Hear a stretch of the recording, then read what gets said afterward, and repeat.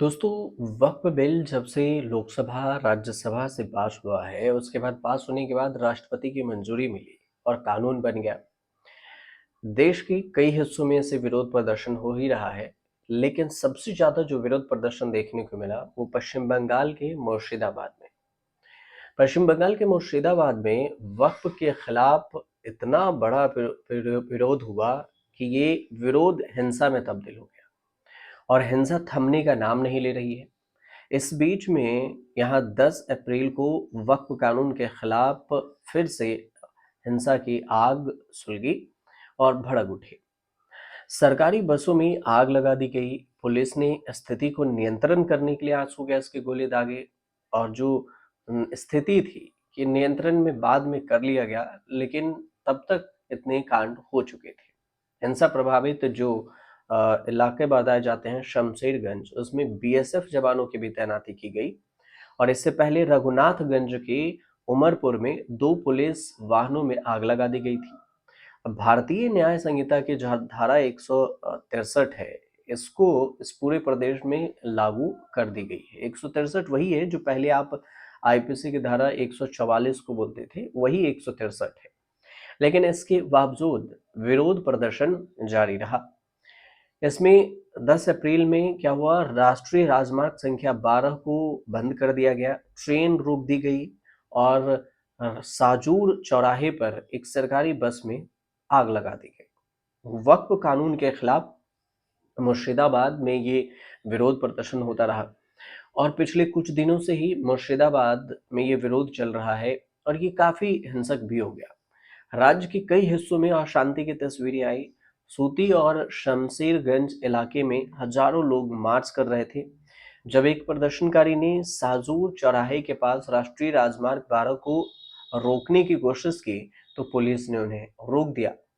इसके बाद ट्रेन को भी लोगों ने रोक दिया। पश्चिम बंगाल में जैसे जैसे चुनाव नजदीक आ रहे हैं, तो हालात खराब भी होते जा रहे हैं।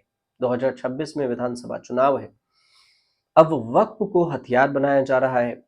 अब चंदे जो देखें तो चंद घंटे पहले ही जो हिंसा भड़की, उससे कुछ ही घंटे पहले जो ममता बनर्जी के मंत्री हैं सिद्दीकुल्लाह चौधरी, उन्होंने खुलेआम चुनौती दी थी कि वे सड़कों को घेर लेंगे और 50 सड़कों पर 10,000 लोगों को बैठाएंगे और किसी को चलने नहीं देंगे।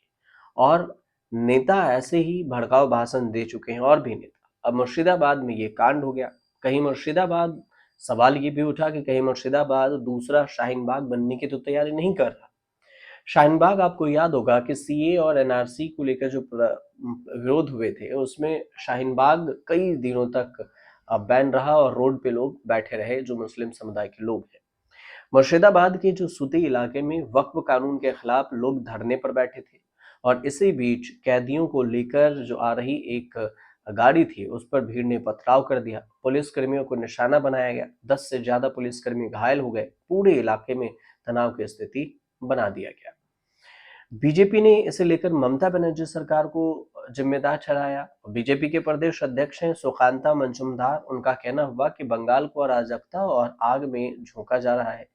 वक्फ कानून का विरोध कर मुस्लिमों ने दिन दहाड़े पुलिस के काफिले पर हमला किया और उनके वाहनों में तोड़फोड़ की और यह ममता की जहरीली वोट बैंक राजनीति का नतीजा है। उन्होंने चंद कट्टरपंथियों के आगे सरेंडर कर दिया है और बंगाल के लोग इसकी कीमत चुका रहे हैं। बीजेपी का ये बयान रहा। लेकिन ये आग कहां से लगी, ये समझिए। मुर्शिदाबाद में जो कुछ भी हो रहा है, उसके पीछे नेताओं के भड़काऊ बयान जिम्मेदार माने जाते हैं। टीएमसी के नेता खुलेआम सड़कों पर कब्जा करने की बात कर रहे हैं। शाहीन बाग की तरह सड़कों पर धरना देने की चेतावनी दे रहे हैं। और अब तो सूत्रों के अनुसार से खबर ये भी है कि इरादा मुस्लिम बहुल इलाके जैसे कि मालदा, हुगली, मुर्शिदाबाद, नादिया में भी भारी विरोध प्रदर्शन करने की है। कई जगह पर प्रदर्शन शुरू भी हो गए हैं और इस प्रदर्शन में महिलाएं, युवाओं को भी आगे रखा जा रहा है और ठीक उसी तरह जैसे शाहीन बाग में महिलाओं को आगे किया गया था। इसका इरादा लंबे समय तक प्रदर्शन करने का था, जैसे शाहीन बाग में हुआ था। सैकड़ों लोग महीनों तक सीए एनआरसी के खिलाफ सड़क पर डटे रहे। ममता बनर्जी खुद वक्फ कानून को मुस्लिमों की धार्मिक स्वतंत्रता पर हमला बता चुकी हैं। अब कानून को राज्य में लागू न होने देने की बात कही जा रही है। इसमें बीजेपी से टकराव की भी बात हो रही है और बीजेपी से टकराव के रास्ते पर बीजेपी ने टीएमसी के खिलाफ मोर्चा खोल दिया। बीजेपी के भी नेता हैं शुभेंदु अधिकारी, उनका कहना हुआ कि टीएमसी शाहीन बाग की तरह बंगाल को अस्थिर करना चाहती है, लेकिन हम इसे बर्दाश्त नहीं करेंगे।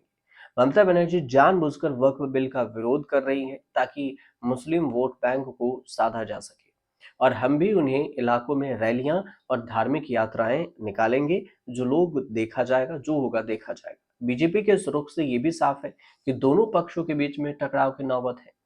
अब पिछले हफ्ते मालदा में भी ऐसा ही देखा गया था, जहां प्रदर्शन के दौरान हिंसा हुई थी और आगजनी हुई थी वाहनों में। शुभेंदु अधिकारी का कहना हुआ कि वक्फ संशोधन विधेयक की स्वीकृति और लागू होने के बाद से जंगीपुरा में जो घटनाएं शुरू हुई वो एक भयानक है, क्योंकि मुर्शिदाबाद जिले को हमेशा केंद्र बनाया गया है, केंद्र के खिलाफ भी तैयार किया गया है। अब बात ये भी है कि ये वक्फ वाला विरोध चल रहा है, दूसरी तरफ याचिकाएं सुप्रीम कोर्ट में लगी है, तो ये कब तक शांति होगी ये भी देखना होगा।